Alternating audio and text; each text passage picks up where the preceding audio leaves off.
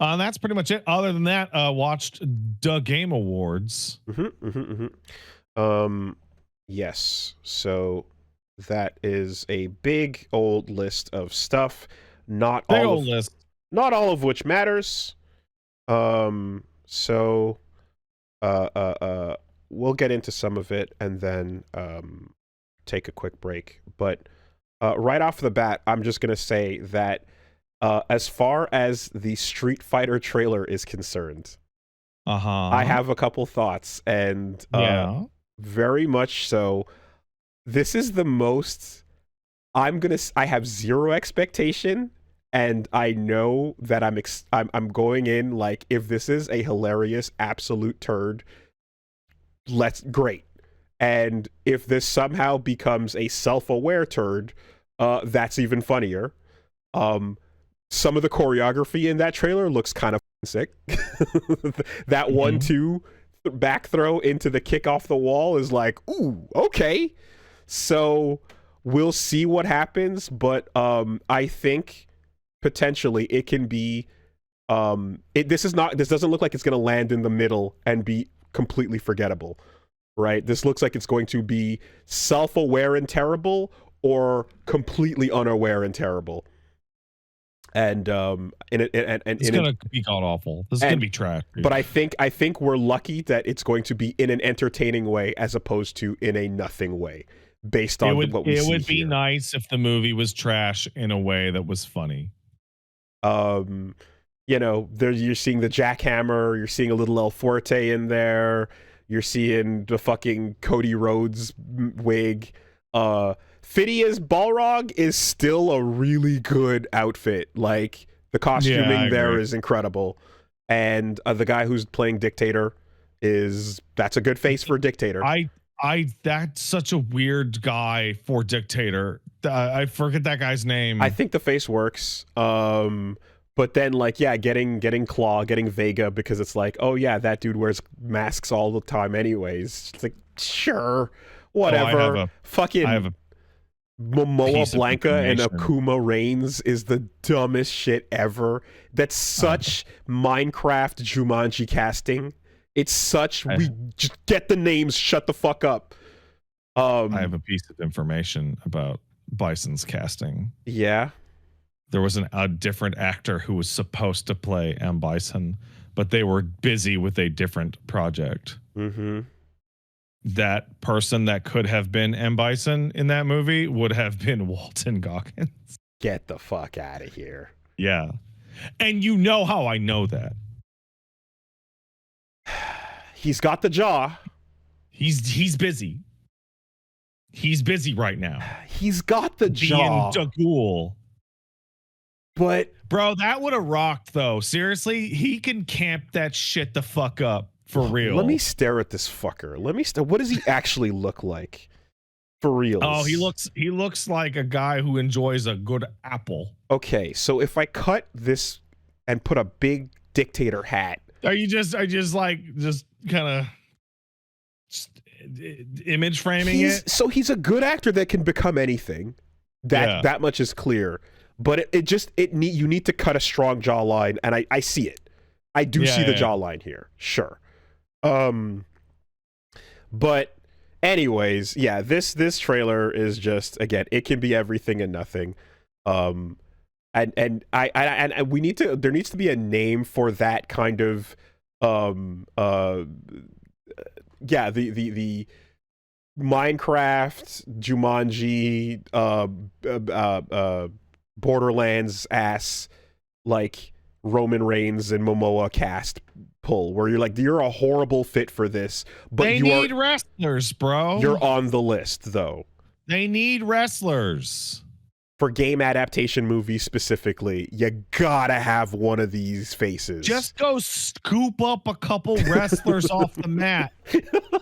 Just pile them in and pour them out. Ugh. And getting like popcorn out of the fucking tub. Just and they're like, look, Eric Andre is attached. We don't know what role he's gonna play, but he's attached. Go find something. Play the announcer. No, he's playing the guy with the megaphone in Street Fighter 4's Brog stage.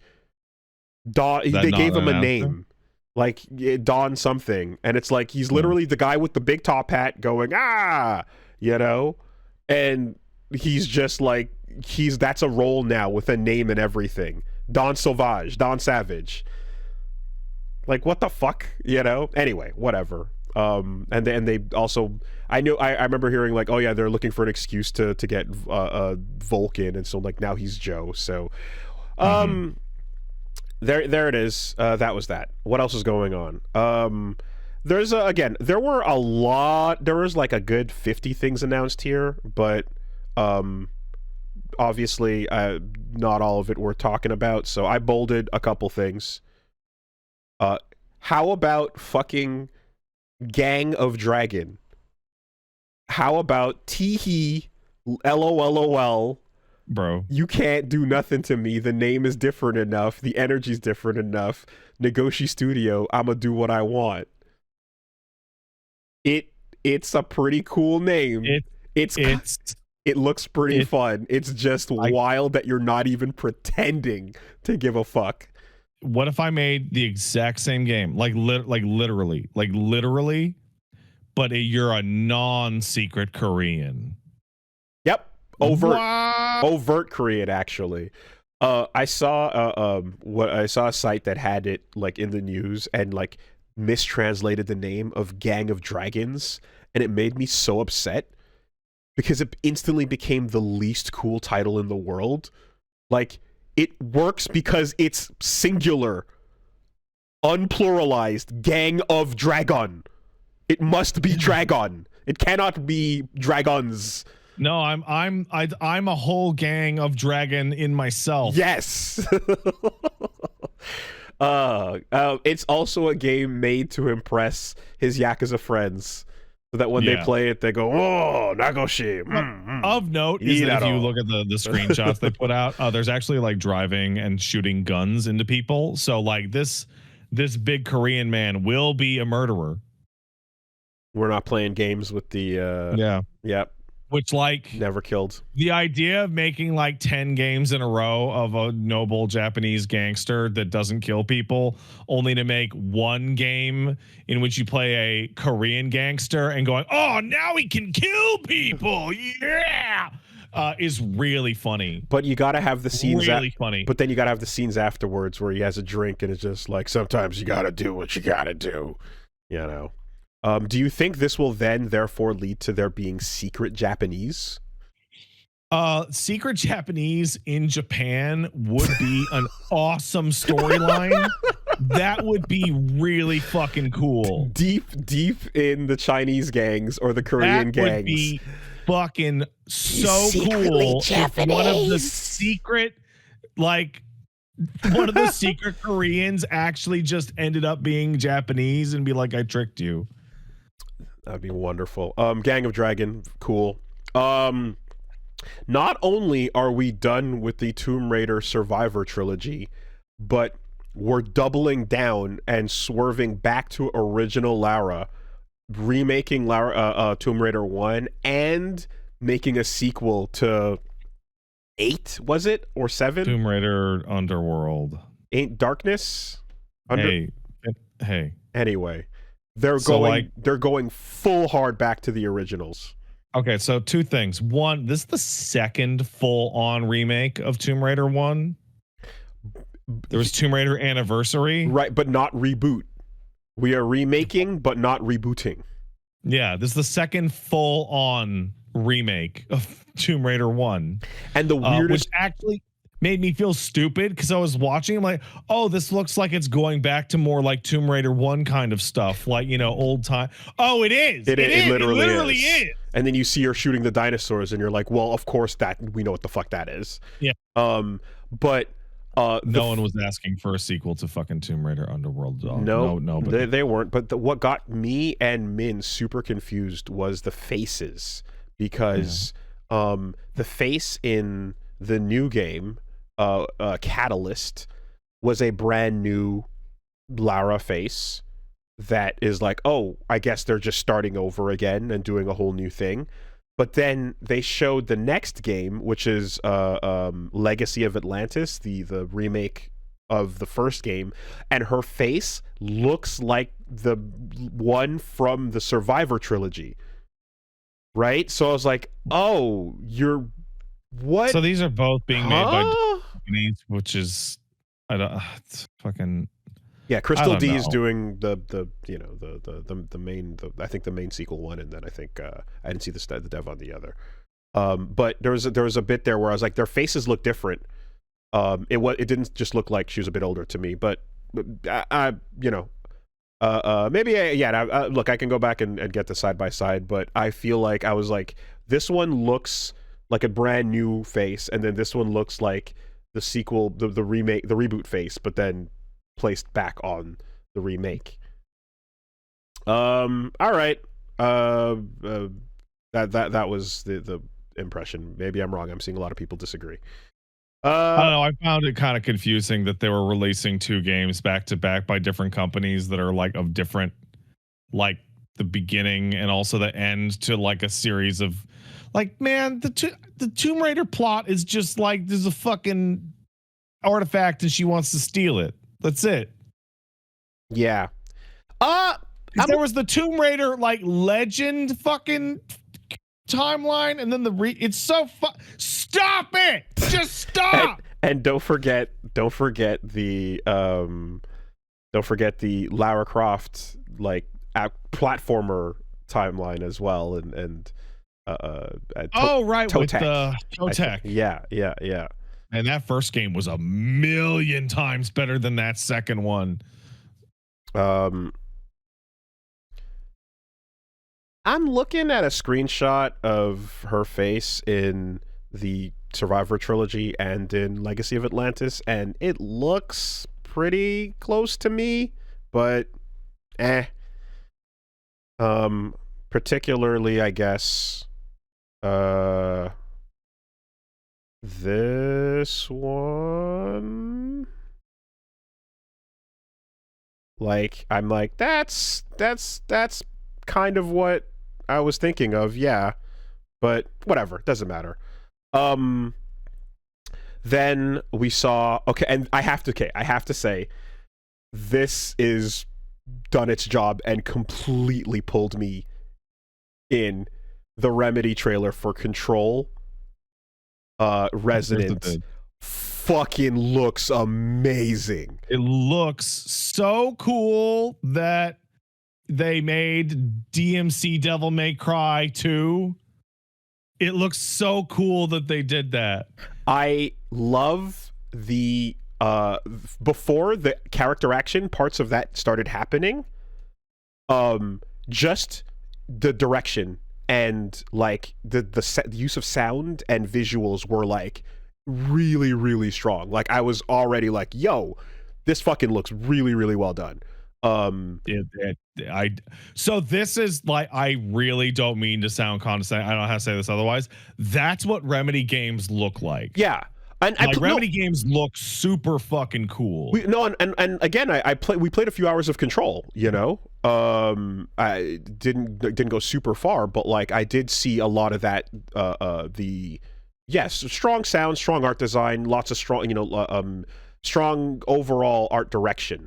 And like what was coming off of this with the way it was depicting this fucking insane whatever setting.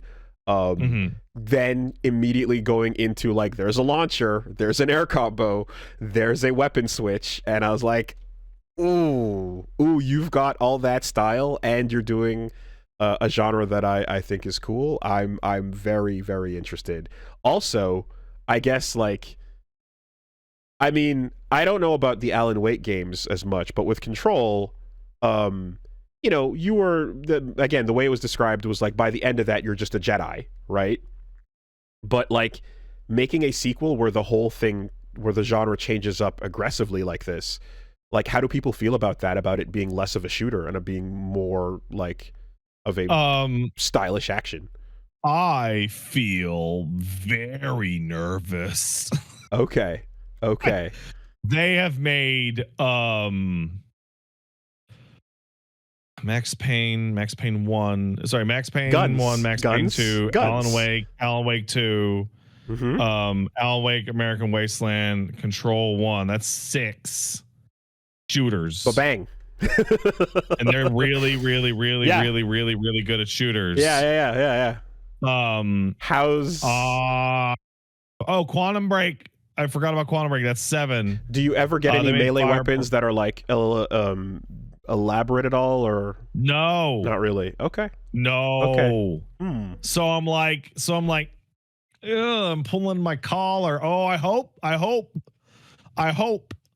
The other thing is that when I made a joke about it looking like DMC Devil May Cry 2, I actually really, really mean that. If you have the eye for it, if you go back and look at that trailer again, you'll see like a blue scythe air move and like a red punching air combo. And it looks like it actually, and like the transforming environment, it actually really does look very strongly inspired by DMC Devil May Cry. Well, I mean, this is something I think we've said in the past, but DMC Devil May Cry, for all the things it suffers from, a bold art style and isn't one of the flaws, right? It does some stuff that if it were not trying to be Devil May Cry, would be like, oh shit, yeah, look at the city, look at the way, you know, a lot of the direction of these scenes and a lot of the direction of we talk about the Fox area and all that stuff. Like visually, it's doing shit that's cool. It's just by comparison to what I wanted, you're fucking miles away, you know? But I'm just looking at this and going like, as far as this trailer goes, you know, for what you were showing off, like, I was really impressed and thought it would look super sick, and it got my attention. And also part of that helps knowing that, you know, for years you've been telling me about how fucking great the games this company makes are. So it's dope as fuck. So I'm like, cool. There's also a pedigree that has worked for things they've made that have involved guns, I guess, so far. Let's see. I am so interested. So if you play Control 2 at the release, Control Resonant at the release, I am so interested in either way that you play that game, be it I'm just going to dive in or I should catch up. Either of those is fascinating to me in a wide variety of ways. Because if you're like, I want to catch up, I'll just tell you right now, not as much as you think, but you would want to catch up really hard. So my tease of Control 1, my tease of course, well, Max Payne 1, 2, you know, I'm going to say like that.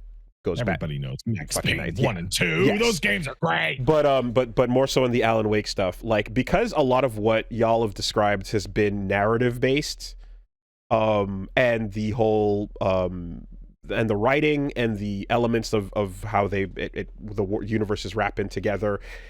It seems like the lore here is interesting enough that I'm like, yeah, I don't think I would just dive in cold. I think I would go back and try to catch up on what's going on, but not necessarily by like getting through the full games. I'm thinking more just like, you know, checking out summaries of what happened and, you know, pulling a Clemps Drakengard style on what the previous games were about and what was connected. Because it seems like it's cool story. If it was like fucking whatever, just jump in and you know, you'll figure it out as you go and it's dumb shit, then no. But it seems like it's cool. So I just know that like I realistically I'm not gonna have the time to go catch up on all of those previous Remedy games. But there's only one that actually really matters to Control Resonant, and that's Control. Right. Okay. It's direct prequel. And look, like at the end of the day, if the interest were stronger with the previous games they made, I would have already done it. That's the reality of it. There's an invisible meter here, which is, yeah, you got to make me give a fuck enough to bother, and it needs to hit that point. I'm seeing something that looks cool here, so I want to see what's going on. I have to like kind of wrestle with this. I remember Chris Wolfhart on social media a long time ago was like, when people come to him and say, hey, I'm really interested in game 15 in this series. What should I go back and play to get ready for it? His response is the one you just told me, because if you try and go back and do that, you will burn out immediately because you don't care about any of those games and you will never get to the thing you're interested in.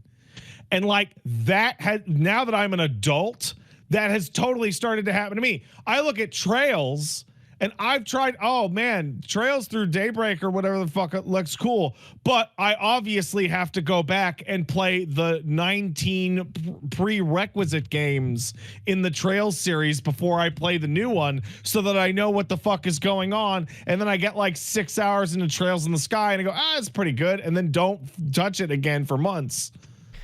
Somewhere out there, and I say this as somebody who, you know, regularly am like, yo, don't skip JoJo parts, that shit's great. Somewhere out there is somebody who's dying on the hill that you must play Zone of the Enders 1 in order to enjoy Zone of the Enders 2. Oh, no one, dude. Like, so not even someone is out there fighting for that half an hour. Not even Kojumbo believes that. That's why he put a little movie at the beginning of Zone of the Enders 2 that's like, here's what happened. I bet we can find one. It's like, no, the movie doesn't include this feeling. Yeah. It doesn't. Or go watch one of those. Zoe 1's crazy because like there's really little in Zoe 1. It's a really bare bones game. I watched one of those animes and I don't remember which one it was. Like, I think I also did, and I don't remember a single detail. It's crazy. Just right through. Okay, Total Warhammer 40K. This is so when that happened, I texted your friend and mine, Bricky, over at Bricky, and I asked him if his penis was okay, and he said no. Oh, okay. So okay, but was this not super telegraphed? So this is one of those things. Kind of like hold on. Yeah. They have had the Warhammer Fantasy license for like a really long time, right? Like the Total Warhammer thing has been going on for like 8 years now. And like every time they're like, hey, are you going to do 40K? They go, I don't know.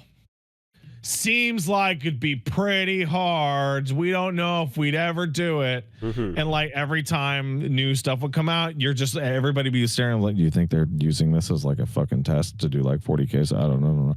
And the other thing is that 40K is broadly more popular than the fantasy one. And there's always been this worry that Games Workshop doesn't want 40K to be a massively popular video game strategy game because it would actually interfere with their toys. With the toy sales. So it was always like, I don't know.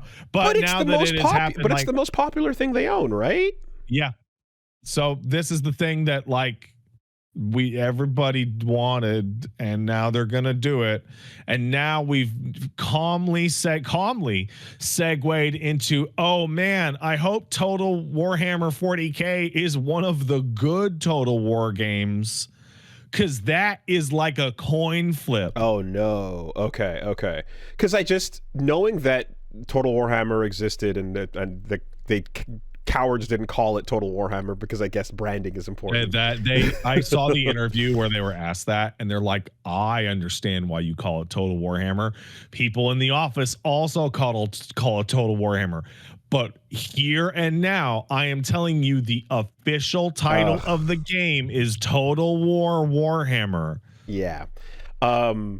I maybe it's one of those things where like from the outside I'm like, oh, this is popular and this is one of those things, therefore the bigger name, they'd probably do that eventually. But I also remember a time when it was like, so World of StarCraft any day now, right? Any day now.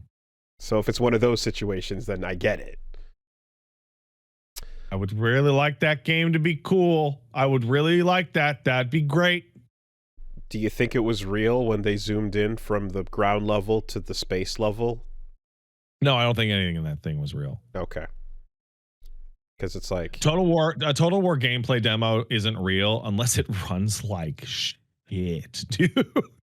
And they go, we're going to clean that up later. And it's just chugging. But they're like, look how many little dudes there are. Oh, you got to get the fucking, is it Homeworld? just space chugging and yeah, okay. Yeah, All right. yeah. Hey, Mega Man Dual Override. Mega Man's back from the dead. Inafune's stink has finally come out of the couch. And they're long sending it 2027. Not even gonna try for next year. Sure. Looks pretty simple. Mega Man. Looks pretty basic. He's jumping, he's shooting, and there's a part of me that when I see this, and I'm like, I know they made the classics of like in retro style, going on with like 10, 11, and so on. He's been dead for so long that you kind of understand the need to just bring back a simple Mega Man game and just make sure it does what people want it to do. But there's that little bit at the end of the trailer where you see the little like it opens up, and then of course there's the recent secret level like shorts and stuff, and you're kind of like, I hope there's there's something in here that's like new and kind of a fresh take on whatever it's going to be, while also reintroducing the Blue Bomber. You know what I want? Mm-hmm. I want the same take. I don't want a fresh take. Okay. I want the same take as ever. I think the understanding of when you're coming back from the dead, you need to just reestablish what the fuck this is. Yeah. So it's probably going to be just that.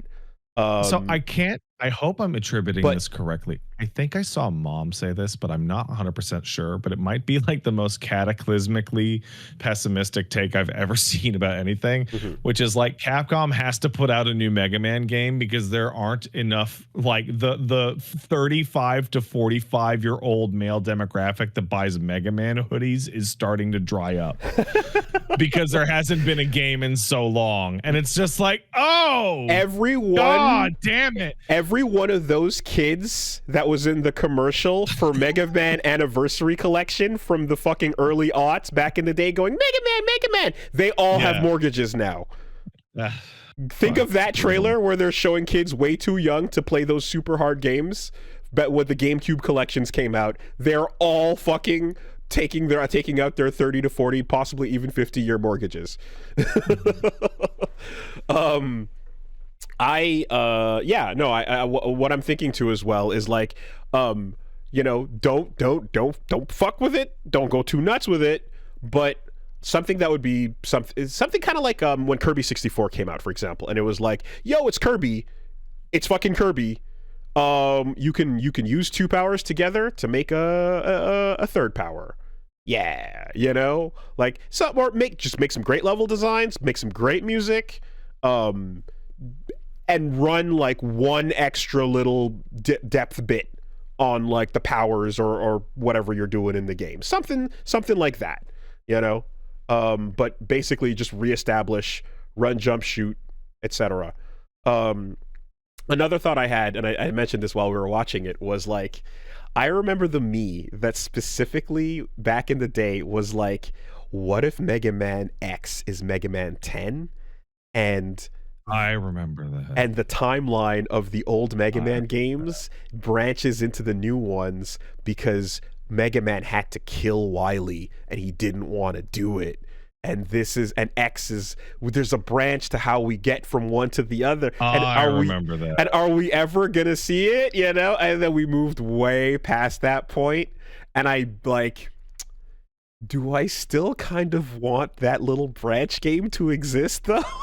You would. I'm like, I understand that was the young, edgier version of me that was super like, no, it's all got to be connected, and a part of me still kind of wants to see it. I'm not gonna lie. It's in there. I can accept a world where we go X is X, Mega Man's Mega Man, 0, 0, etc. and so on, trigger's trigger. But what if Bloodborne Demon Death's Dark? Yeah. It's dumb. What if, dude? What if Ronnie makes a Bloodborne? Think about it. Do you remember that? Well, now with Night Rain. Who the fuck knows? And then none of that shit matters. None of like that shit doesn't matter. tell you what fucking does matter. What's that? The most excited I got, I think, watching watching the TGAs in general, coming in pretty dead and tired, and overall trying to keep my optimism from crusting over. You show me a fucking KOTOR 3 something, and I'm gonna raise all my eyebrows up. Fate of the Old Republic. I just want the optimism. I just want it. Maybe this is gonna be super sick though, because KOTOR was sick. They didn't show anything though. They didn't show anything, and they just today were like Jason Schreier was like, yeah, you might not see this shit till 2030, and then Casey Hudson was like, no, you're gonna and offered nothing. It offered nothing. Like, yeah, no. he said, hey guys. He said, hey guys, I'm getting old. I feel like we're gonna see it before 2030. Yeah, I don't know, but I just, for the optimism to not just fucking husk out, the idea of a really cool KOTOR 3 is very exciting, given how awesome KOTOR 1 and 2 were. End of thought.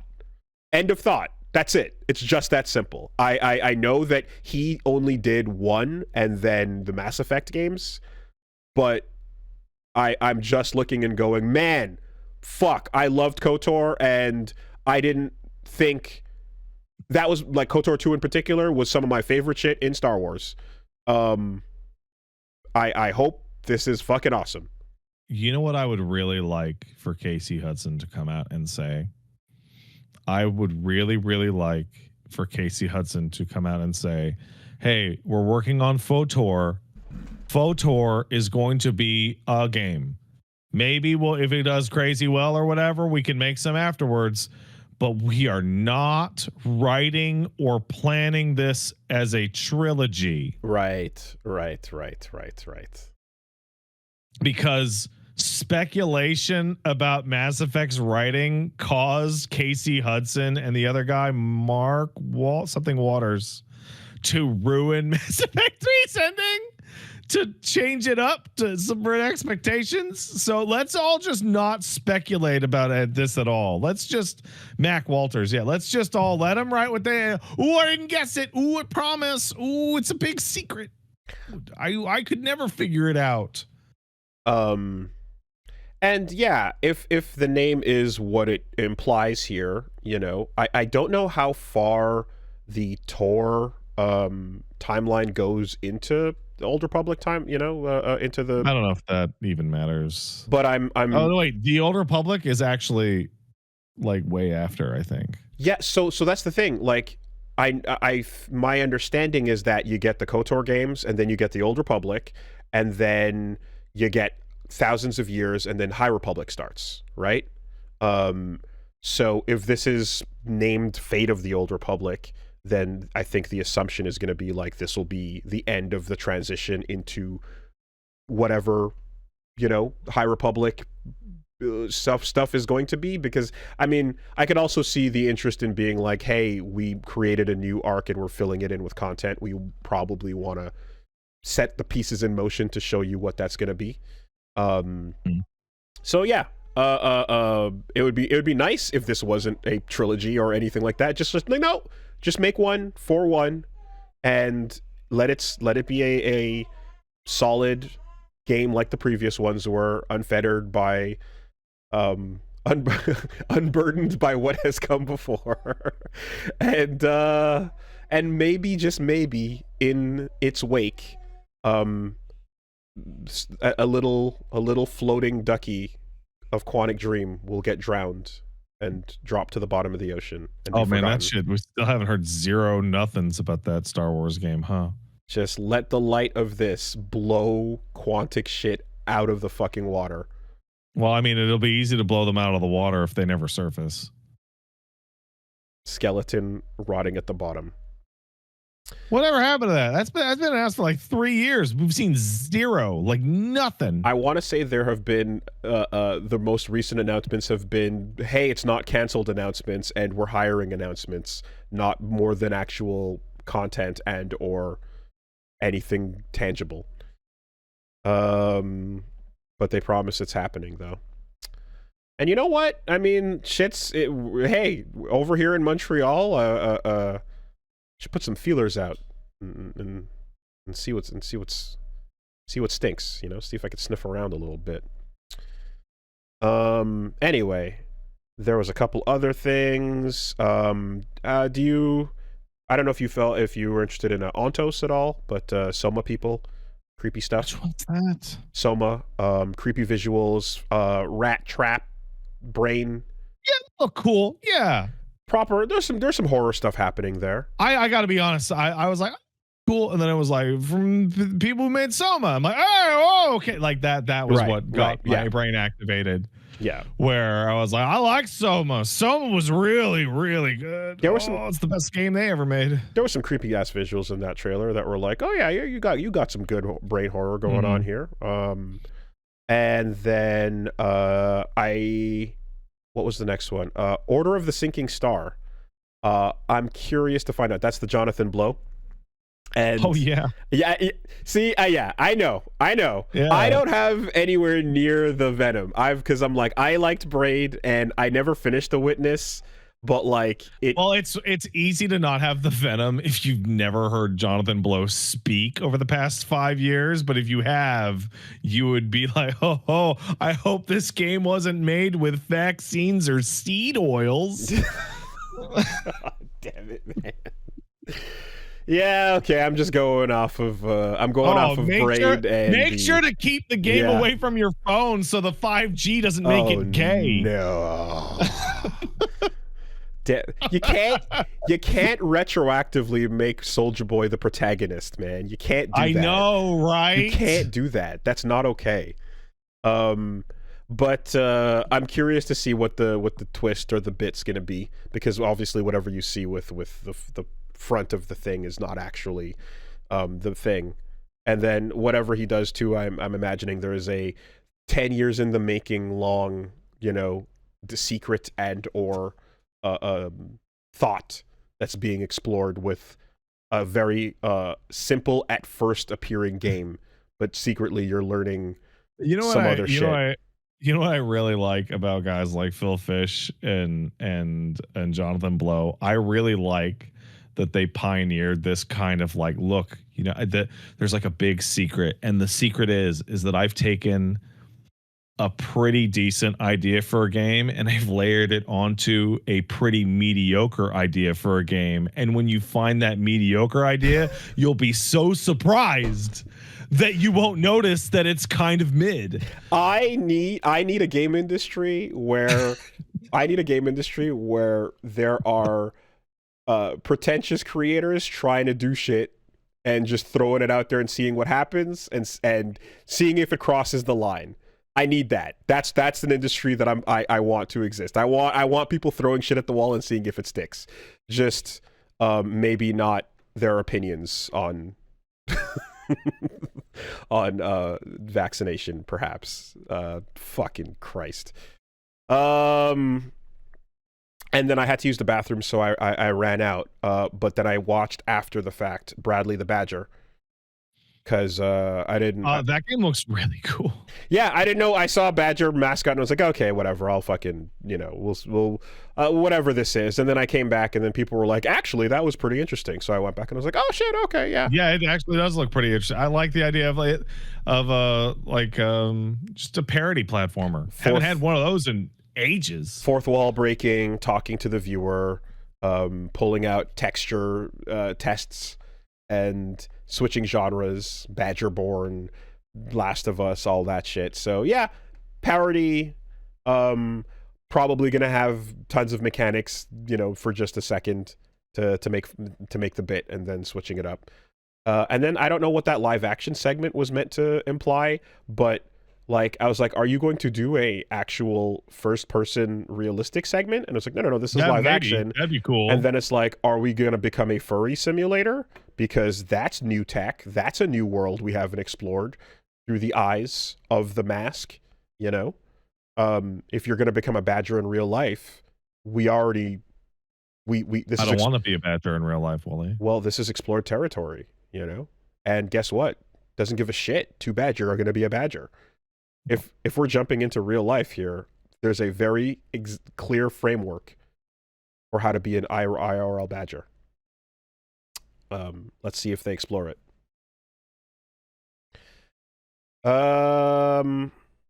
What the fuck was Stupid Never Dies? Like, Stupid Never Dies? I saw that and I was like, oh, is this Lollipop Chainsaw 2?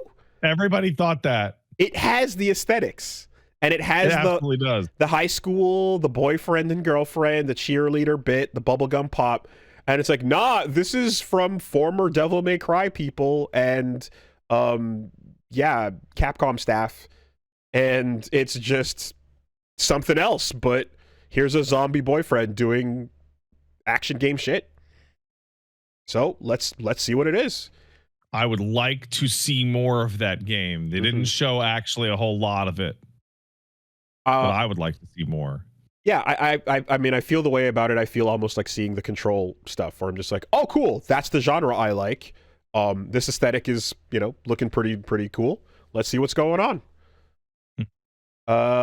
What was the team name? Did we get a team name on that too for this? I don't think we did. I'm looking at like a web page and I don't have any team name here either. Yeah, because it just said, former developer is GP Track 50 Inc. Right. Okay. Who are making Stupid Never Dies. Devil May Cry devs, Resident Evil devs, Dragon Dogma devs. Yeah. Former Capcom staff all around. Then there was what else was interesting? Orbitals looks fucking cool. That was the one that had the 80s anime aesthetic in 3D. Yeah, that looked really cool. Loved how well realized that was. And they definitely seamlessly switched to like actual animation, like 2D animation that was like a retro anime style, and then cell shaded 3D animation that was low frame rate but still kept the aesthetic. What a fucking awesome visual. So yeah, 3D platformer doing what so the first time I saw Oni, or Shogo, like the old PC anime games, this is what I thought I was looking at. Right. Or Fear Effect even, right? Years later. Like, it gets closer, but it's not quite exactly there. But this is as close as I've seen it. This is really, really well done. Because it's almost got the same vibe that that Sonic game I played, Sonic Robo Blast 2. Where you're rotating the camera, but the 3D model is like only updating on the cardinal directions, It's like 2D, it's like a spray. It's great. All right. Then there was the Divinity trailer. And very cool, extraordinarily graphic. That trailer was fucked up. I was like, for a non-gameplay thing, I was like paying attention to the narrative and how dark that was. I don't know anything about the setting of Divinity, but there's lizard people. Okay, but and like skeletons. But like, you're seeing this dude burning at the stake, so to speak, and then you're like, oh, this is a fucked up like society of like celebrating, the torture of people and so on. Yeah, burn that guy. And then you see the goop coming off of him, and you're like, "Oh no, wait! I think they're right to burn him, though." That was a really cool trailer that made everyone real excited, and I have a suspicion that Sven over at Larian wishes that was the only news we had about Larian this week. Well, perhaps the excitement for that trailer was a little too high. And perhaps we needed to cool the jets down a little bit by opening our mouths when we didn't even have to open them. We'll get to that in a minute. I guess so. Let's finish up the roundup. Saros, aka aka Sun Returnal. Returnal 2. Returnal to the Sun. What if the sun was evil? I really hope so. Like, Returnal's a great shooter. It is a very bad roguelike. I would like this to be a similarly good shooter and a better roguelike. Yeah, That is my hope. Yep, that'll work. Also, as people that make fun of terrible names for games, this is not at all in that category. But when Saros, I'm seeing a trailer for that at the same show that I'm seeing one for Ontos. Yeah. And I want to say there was a third game that was kind of in that naming space. Blorbos. I feel like there was a third thing in there. I kind of was like, which one was which again? So the longer that names go on, the less good names we'll get. And that's how we get Bryden. That's how we get little baby Bryden. Oh, okay. I was like, was that announced? Was Bryden announced at the TGA? I'm making fun of the glut of slop names for the children. Okay, so no, the third game I was thinking of, so there was Ontos, and then there was Saros, and then there was Solasta 2. Okay, so Solasta actually already exists. No, I know. It's a sequel to an existing thing, yes. Yeah. But not something that I knew. Extremely strange game because it's Solasta was not Baldur's Gate 3. Boy, did it look like not a D&D game. Boy, it looks like not Baldur's Gate. And Solasta 2 is not Baldur's Gate 3, but also includes like Devra Weil in it. So it's so not Baldur's Gate that like even the character faces look like they're from the same engine. It's really crazy. That's what was weird. That was what I was impressed by. I'm like, no wait, your actual faces look like they're coming out of Ben it. Starr also, yeah. Oh god, Ben Starr will do anything for money. I recently saw a little interview with Ben Starr in which they're like, what is your like long-term goal as an actor? And he's like, I want to be the spokesperson for Terry's Chocolate Oranges. And I'm like, yeah, Ben! Fuck yeah! I fucking love a chocolate orange! So, chatting with Gianni about being one of the voice actors that just yucks it up with their character and becomes the meme and endears the character even more than the source material does. He had a very astute observation, which is like, because I was pointing out how awesome that is and how Alex Lay saved Luke, how Ben Starr is absolutely crushing it in every role he's taking, and how Gianni's doing wonders with all of his memes and everything. And I want that for everything. And then he's like, yeah, well, maybe not all the time can the developer let any voice actor do what they want and have fun with it. That's true. And he's like, you're a Devil May Cry fan, aren't you? I was like, oh, that's true. And then you're like, yeah, okay, well, just can we have nice things sometimes though? Can we establish that the bit will be solid and then take the limiters off and let the voice actors go? Yeah, it's a dangerous game we play, and sometimes some devs are like, nah, you cannot speak as our characters officially. You get like, fuck off. You do what we tell you to, and that's it. And it's like, yeah, okay, fair enough. So there was that. There's Lenny Kravitz for some reason. He's a famous person. Yeah. He's in the Hitman game. Yep. And it's like, move over. Where's your daughter? She's cool.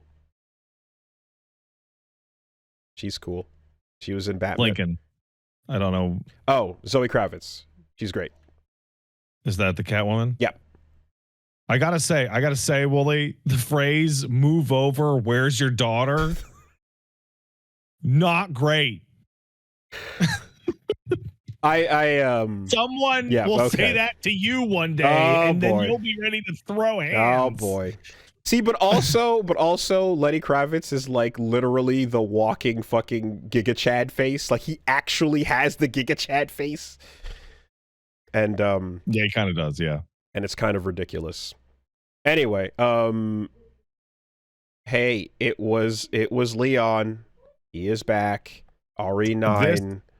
this might be the least shocked I have ever been about anything to do with Resident Evil, and that is a lot of things I've been unshocked by. Well, isn't the real reveal him pulling the fucking chainsaw out? You know? No. Okay. No, because he's taking it from a chainsaw man during the kill animation. Okay. Well, he's got. No, the real reveal is if Sherry's his new contact on the phone. Aged up. Yeah. Yeah. Who knows? The little Dante stubble. It's good to see that Leon, despite being over 50 years old, has not suffered from twink death. I am enjoying watching these pretty boy characters going unk. You know, yeah. I like that. I want that on more of these characters over time as Capcom throws a little bit of fucking. So there is stubble. Like, I gotta say, there's like a absolutely wild amount of sexism in the Resident Evil for this purpose. How old's Leon and Chris? I don't know, in their 50s or whatever. Get a new girl. Get a new girl for the character. Well, no. What you got to do is you got to bring Ada back and have her like Chun-Li with just brighter amounts of like little details on the makeup. It just gets a little stronger, but her face is pristine. You know? That's all. Ada's looking as great as she always has. Just. Do you know why that is? Do you remember that interview? No. Okay, so in Resident Evil 6, Leon looks kind of bad, and Ada looks like immaculate. Like not a single day has passed since Resident Evil 2. Nothing. And there was an interview in which they were asked, like, "Hey, so how come Ada looks like she hasn't aged a day?" And the response from, I think it was the director or one of the producers, was like, "We thought about making her look her age, but instead we decided to make her attractive." Okay, I was wondering, but yeah, no, that checks out. Mm-hmm. Yep. There was a discussion, and we decided, actually, instead of, man. Fuck, dude. That's so brutal. I would rather hear that than some little diddy dance around. Oh, the bullshit. bones, the CG, the 3D bones are too hard to animate. You know how it is. Yeah. You know, this. Like, he couldn't even just say she's aging really well. Listen. All right. As someone who like thinks that you could have some fucking sick older characters that are dope as hell. Ambessa, for example, is crushing it. Mm-hmm, yeah. They said it with their full chest, and there's nothing I can do about that. I think and like, so people who haven't beaten all 4 Resident Evil 6 campaigns wouldn't know this, because why would you? That game sucks. Resident Evil 6's core storyline is about a guy simping over Ada Wong so hard he blows up the earth. Like, that is, and that I'm serious. That is like actually not a joke, really, for realsy the plot. So she needed to be pristine. Yeah. Yeah. Okay. Yeah. And also remember, Jill got infected with the T virus and then got mind controlled by Wesker, so she's not aging. Oh yeah. Okay. Mm-hmm. Which is why Jill gets to come back, and Claire and Rebecca don't. So just being Asian defeats the T virus. Just straight up, perfect condition. No, I would like to see if they're gonna show any other characters aged up at any point. You know, nah, it's gonna be those two. They might show like on comms. Sherry. You said on comms, right? On comms. Yeah. Yeah. Okay. Yeah. Oh man. All right, what else was there? Oh yeah, well, I mean, there was of course the Expedition 33 stuff and the Swithreep. The Swithreep. I appreciate picking the whole fucking gang up, putting them all in the baguette outfit, and taking over the 2 rows of that audience. Very sweet. Awesome. Very, very cool. It was nice to see Lorient Testard on stage and getting to just from SoundCloud to here, you know. Enjoy it. It's really interesting to see the level of confidence from Lorient on stage playing his guitar compared to the level of confidence of him reading his speech. It was absolutely fascinating to see him jamming out and Bobby, and then him reading his speech like clearly terrified of public speaking. No, it was charming. You know, it was just like he's in his element when he's got the instrument in his hands. Pragmata again, you can the demo out April 24th. That's good. It's a good demo. When you beat the demo, it actually unlocks new features in the demo to be like, oh yeah, go through it again once or twice. Nice. How long was it? 20 minutes tops. Oh. And then my second run was 8 minutes. Oh, like a demo. Yeah, no, it's a demo.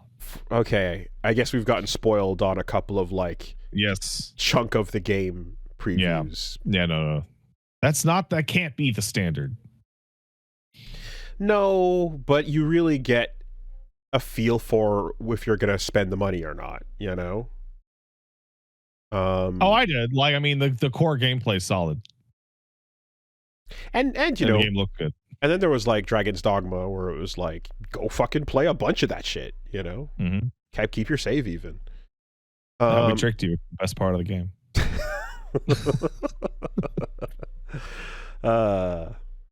No, me spreading disease to your save file is the best part of the game. Yeah, actually. No, that's pretty good. I like that. And then we got to see the new Warframe trailer with Werner fucking Herzog. I'm a big fan of like seeing a trailer or something and you just go, is that fucking blank? Like is there just a weird pic? I cannot understand for the life of me why the Tenno are not excited for the inauguration of Barack Obama. Well, that's a pretty solid Werner Herzog impression. That was way better than I thought was going to come out of your mouth.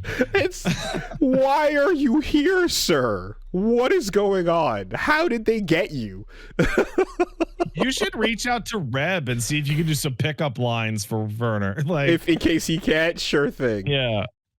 The most depressing fucking Warframes I've ever seen in my life.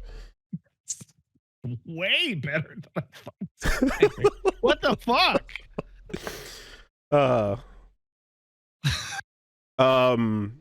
And then they showed off some more Soulframe. I actually missed that because I was peeing, but that's fine. It was the Founders teaser. We're all, whoa, I missed. Okay, we're doing that now. I don't know. I don't know what it means. So Founders is what you get for, you know, these types of games in which they'll be like, hey, this is a free to play game. But do you want to buy it so that you get something that no one will ever be able to get but you? Oh, okay.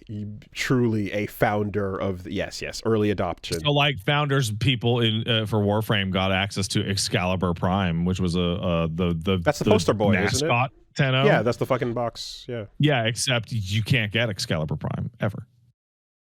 No one can get Excalibur Prime and there's no reopening that crypt. Nope. Okay. So what they did is like 6-7 years later, they released Excalibur Umbra, which was not Excalibur Prime. Right. Because you can't take away the benefit of the people who did show up for it.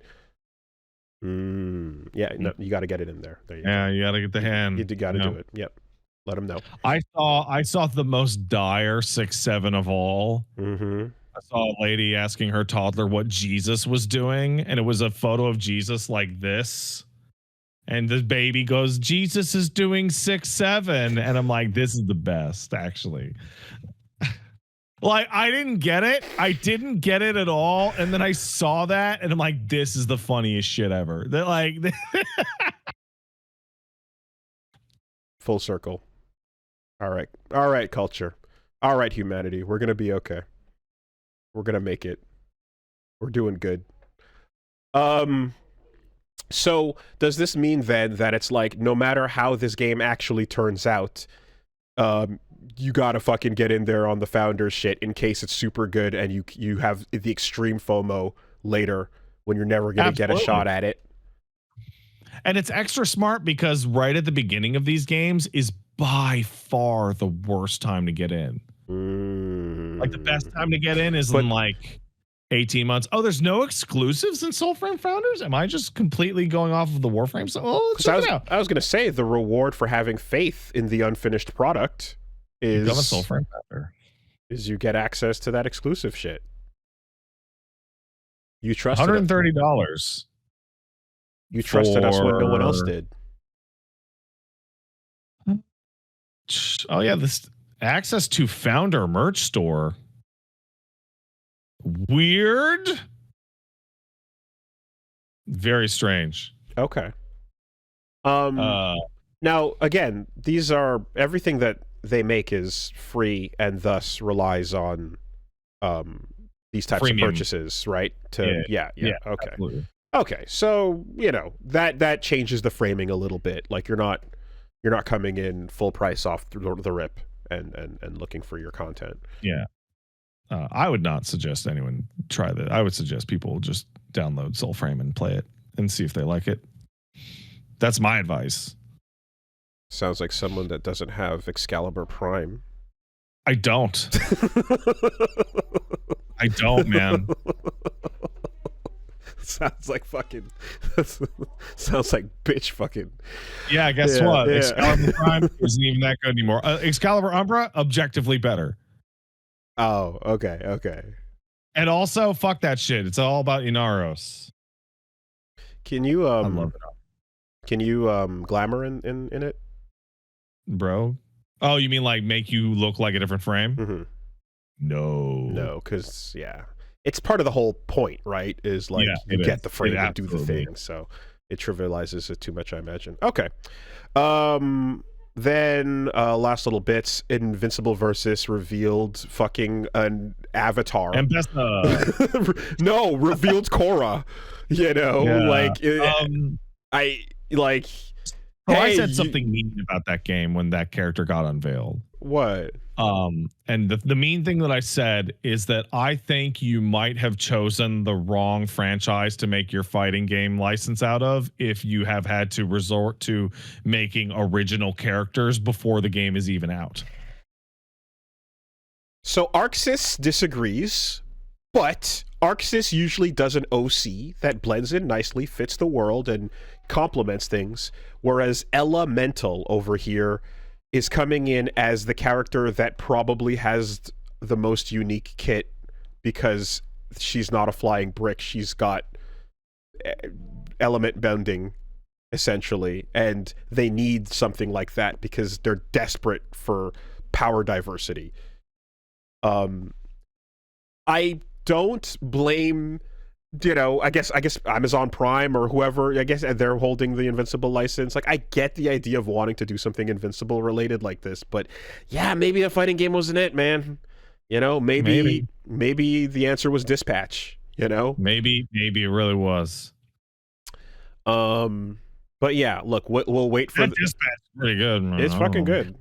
Look, let's wait for the and look, you already had Aaron Paul lined up, Dude, I can't wait for like the top team to be like 3 Viltrumites. Like, hey, do you know what's the top tier team? And is it 3v3 or 2v2? It's 3v3. Okay. It's gonna be Mark Invincible, Omni-Man, and the old bitch with the knife hair. And that's it. That's gonna be top 8 and fucking whatever. Nah, I'm gonna say it's gonna be Angstrom, Levi, and 2B and 9S. Oh, that's good. That's good. That's gonna be the top tier team, man, actually. Super good. Oh yeah. And as for why they showed up, I just explained it in the team. Yeah. Okay. But okay. Right? He opens portals. Okay. He's a portal guy? He's a portal guy. Oh, okay. That's cool. Is that the guy who looks like Yakub? Mm-hmm. Oh man, it's so weird that there's a guy that looks like Yakub, man. Anyway, hey, looks like Marvel Rivals is like pulling out the stops and going for all the faves. So you're hitting Gambit, Rogue, and going straight to Deadpool. Great. Yep. Smart move. I wish that game's spell had not been broken for me. I really do. That game's spell was smashed to bits. By I didn't finish one of the fucking seasonal Chinese battle passes, and I went, oh, I can't get everything now. I'm done. And I deleted it and have yet to boot it ever again. Sorry, it just there's a lot of Invincible Nation of Islam memes and oh, are there? Oh, okay. So it's not okay. Yeah.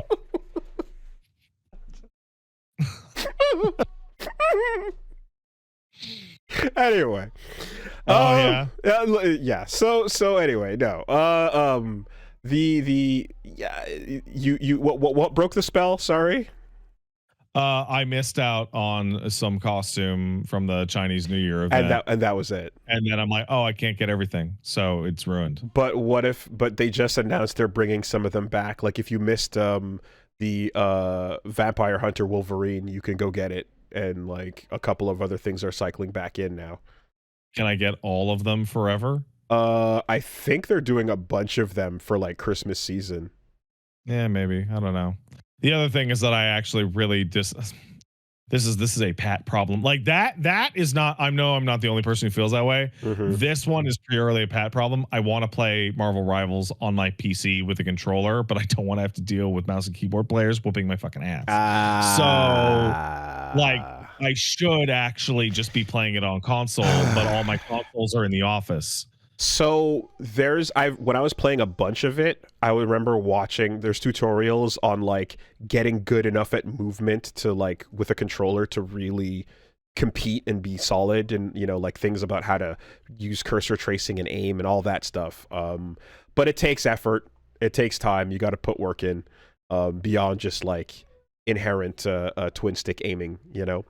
But but I think no, they're doing a round of bringing back old costumes now and bringing out Deadpool and stuff, and like, yeah, to be fair, it's like it's season 6, right? Like this is something where it's like the game's been around for a minute now, and you know they're still doing pretty solid cosmetics across the board. Oh, absolutely. I'm looking at I'm Not Daredevil Halloween costume, sorry, Christmas costume for Daredevil, which is awesome. So yeah, I think the fact that they're just pulling out all the stops and bringing out the big faves at this point makes a lot of sense. I know they'd never get Ryan to actually voice Deadpool in this type of situation, but you know, he does a good job of it, so it would have been fun, but it's fine. And then as the show came to a close, we had a woman in a top hat with her sniper rifle just pull. Hold on, Audacity just broke. I gotta export my file. You want to go be right back for a sec? Be right back. Actually, let's take our break. Yeah, let's do that. All right, BRB. That is pretty much, as we're arriving to the end of the show, there's a couple announcements left. I said a lady with a top hat showed up and just pulled the brakes on this parade. And I have to say, this is, I think, the single funniest promotional tweet for a new character I've ever seen. Oh, yeah. It's really funny. It's the best. Caitlyn. So you're talking about Caitlyn Kieran or whatever her fucking name is. Caitlyn, the sniper top hat lady, Vi's girlfriend from the League, has to no one's surprise been confirmed to be the next character into XKO. And immediately after announcing this and the console release of 2XKO was the tweet going, "Hey guys, we know You know, and this is the last Arcane character for now. Like, that feels like mandated by Riot that it has to be half Arcane fighters. So I'm gonna put that on the team. No, like, kind of, you know, having gotten a chance to chat with a few of those folks and you know, gotten the vibe for the situation, I think the team straight up knows the deal and is like, okay, here we go. This was always the plan. We know. And Uncockable pretty much confirmed it in a little video today that this is always the plan. But Caitlyn was up next, and here she is. Now let's just get past it. It's kind of like when they announced the name the Nintendo Wii. And then, like, I think it was like Perrin Kaplan who came out and was like, now get it all out of your system. We know it's super funny, but get used to it. You know what helped get us out of our system? If they showed what the character looked like and they did cool things. Because now we're sitting in the... So I hate Caitlyn. I hate Caitlyn in League. I don't like Caitlyn in Arcane. So, like, I don't like Caitlyn Pyramid. I hate Caitlyn simply based on her Arcane depiction. I have no idea what her League representation is. Teemo, but with no charm. Okay. So when I'm sitting there, I'm literally sitting there going, there's like 300 fucking characters they pick. I'm like, literally any character but Caitlyn. And then, it's Caitlyn. I'm like, oh, I'm so depressed.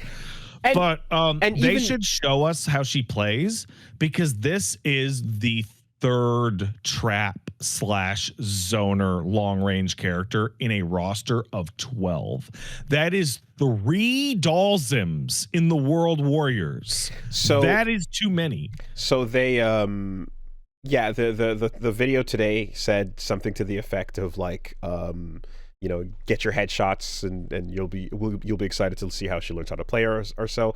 And I maybe I was reading a post, or maybe he said something. I might be misremembering, but like, I thought I saw something that implied she'd play different from what we've already established, you know? I would fucking hope so. So what I will say is that, again, and this is from just chatting with them in person, they were describing like the minimizing overlap, you know, is a priority that they have for some of these characters and what's going forward. So you can expect, if you're seeing something like this, I imagine there's going to be a system she has that's pretty different from Jinx and Teemo. I wouldn't be surprised. Like, so I don't know what her kit is though in League. You want to know what her kit is? But is it bullets? Is it reloading? Her kit is shoot a gun, throw down a trap, throw down a net, and shoot a gun. By the way, you know the Jinx traps on the ground? Yeah, like that. Like that. You know, shoot a gun, you know, like Teemo and Jinx? Like that. Maybe we'll get a cursor like Happy Chaos or Elfelt, you know. She's so boring. She has no juice. She's so boring, dude. It's crazy. And I thought, and here's the thing. She is a lamer version of 2 characters that already exist in the game. But like, I already didn't like her just as a character moving through the show, and I didn't even know about the top hat. like it's so wild. Like, everything is just way worse going to the source material now, because I'm like, oh, you are destined to be garbage. It's just such an uninteresting super cop. Like in Arcane, like the Arcane look for like Echo and Jinx and Vi is pretty cool. Yeah. It's pretty cool, but their defaults are cool too. Like Caitlyn's regular look, god awful. When they put her in Arcane, they took away her most recognizable thing, which was her big stupid top hat, and replaced it with a beret, and just massively improved the character. But the reason why Caitlyn is going to be a fighter in 2XKO because you got to have the couple. Increase sales of a mandatory costume. You got to have the couple in there as a team as well. You can have the You fucking don't. No one gives a shit. Like, I'm like, as we're looking at this, like, please no more arcane characters energy, I said it before, but I'm like, me aside, I think if you had to pull from that well, Ambessa would go over infinitely better. No. Ambessa is the actual worst pick Because she's too new. Because she's too new. Because she from skips the Arcane. line. She skips the line. Yeah. Okay. Not because she's new. She is from Arcane. She did not exist in League of Legends until Arcane came out.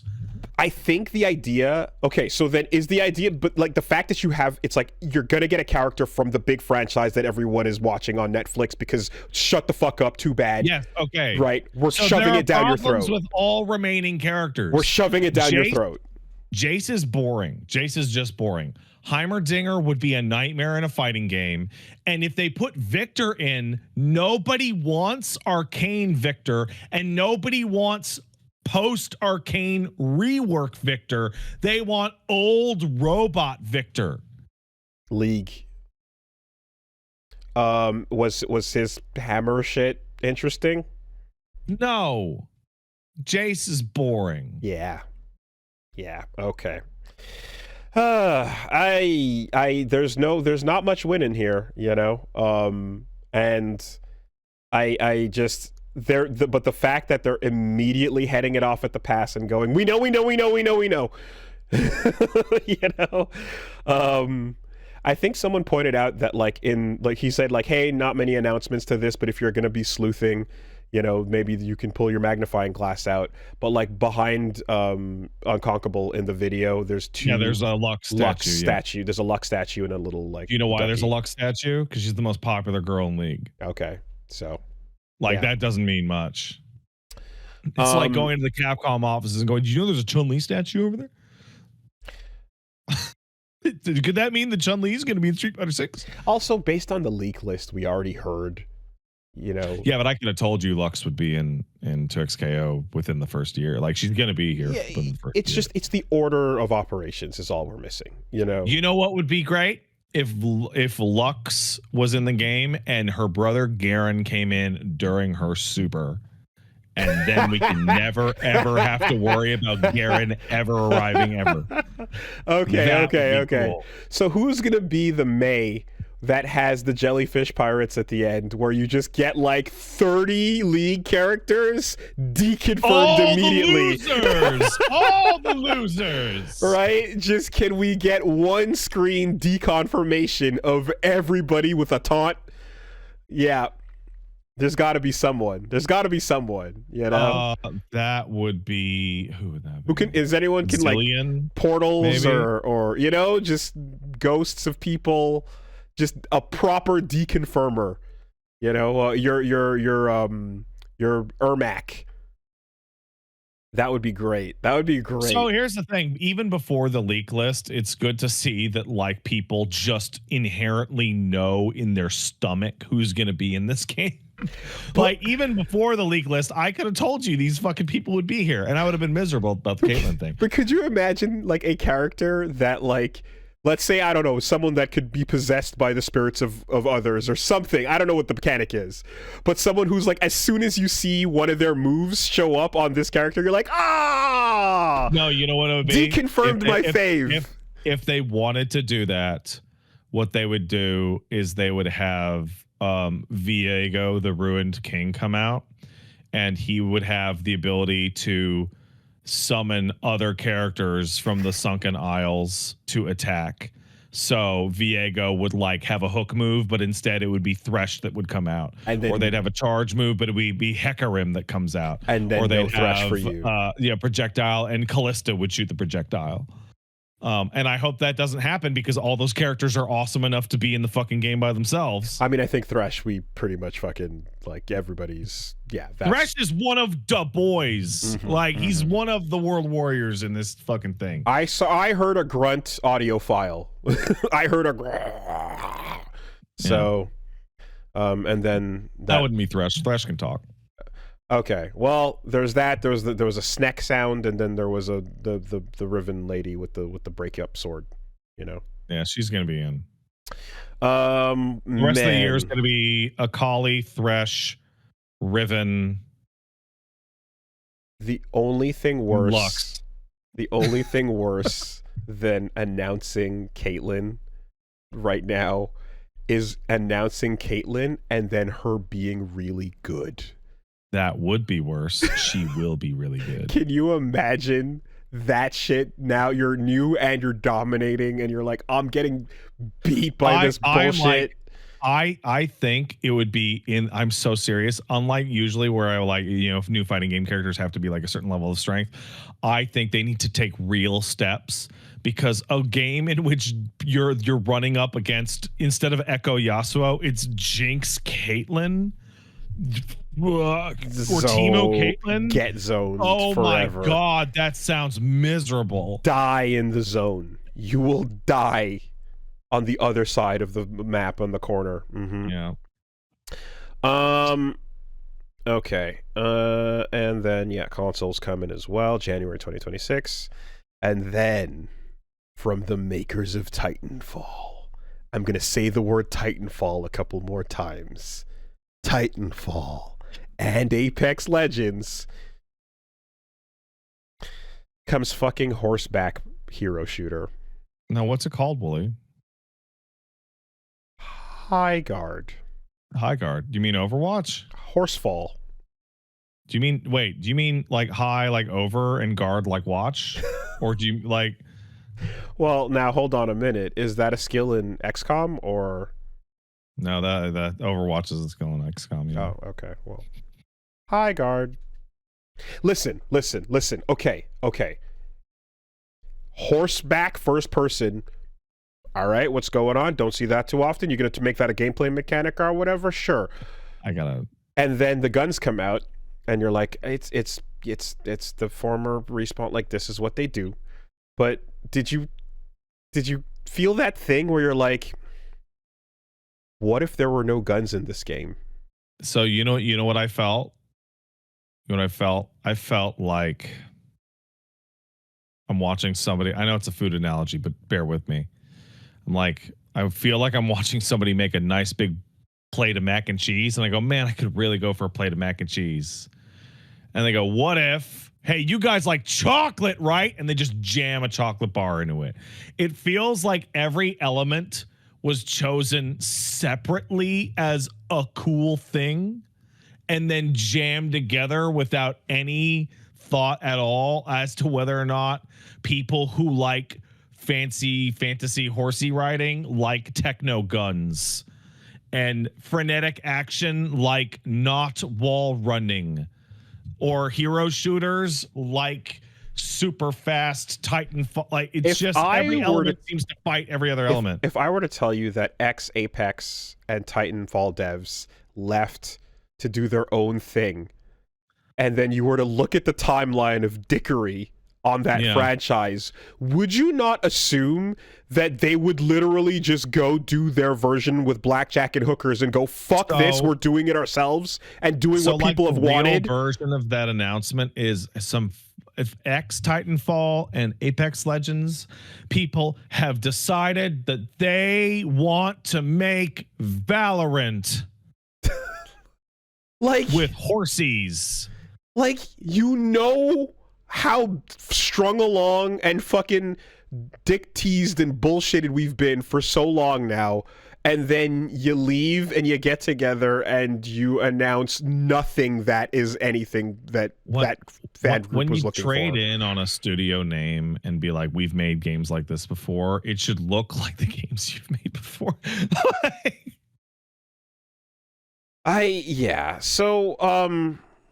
I forget again, and I'm gonna keep forgetting. But what was that FPS where you shot unicorns and fantasy creatures coming out of a portal or whatever?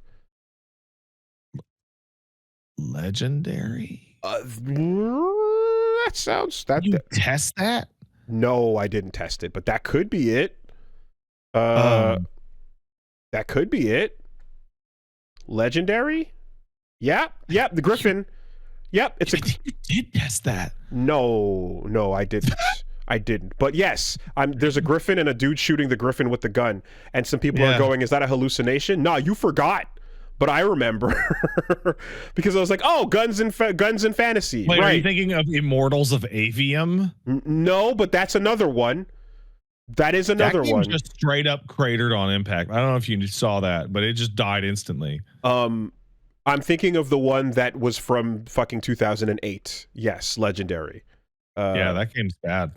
So that's the first time we tried this out. Anyway, you know what would have been a way more interesting version of this if it was just sci-fi and also fantasy, if characters just were split fully down the middle instead of them being integrated. That takes a bold vision. That takes and that takes a bold vision. But here, instead of a bold vision, we have high guard. Yeah, so okay. Cool. Also, while watching it, I was kind of like, so are we gonna see is the circle gonna start closing? Are we pushing the payload? Nah, man, that's an old-timey first-person shooter. You shoot guns on the other team. Well, I mean, there was a big boss-like thing that popped out of a door at some point. Oh yeah, it'll be PvPvE. You know, there's stuff happening there. Like Titanfall, you know. Anyway, just and to close the show with it, you know, yeah. And then there was Ace Combat 8. Yeah. It's so sincere. That's it. It's so sincere. So Bricky asked me, "Hey, what's your favorite trailer of the whole thing?" And I'm like, "Ace Combat, no question." He's like, "Isn't that just like Metal Gear with planes?" And then I sent him the intro to Ace Combat 7, where does the color of the sky mean anything to you? It does to me a hell of a lot. And he's like, "I did not expect you to, what I got to play Ace Combat." Let's go. So my burning question was, I'm like, for the amount of fucking hype I get for the music from this series, I'm like, I need to know the name. There has to be somebody I can glaze up here. No. His name is Keiki Kobayashi. Oh right, okay, yeah. You mean the name of the composer. The composer, and he's the Ace Combat music man. And this is the name we have to thank for fucking Historia. Yeah, man. Ace Combat kicks ass, dude. So good. Everyone should play Ace Combat. Yeah, I don't like, it's whatever it is. It's like I feel like the music I've heard from that franchise is easy top 10 all of video game music I've ever heard. Easy top 10. And yeah, there you go. That's our roundup.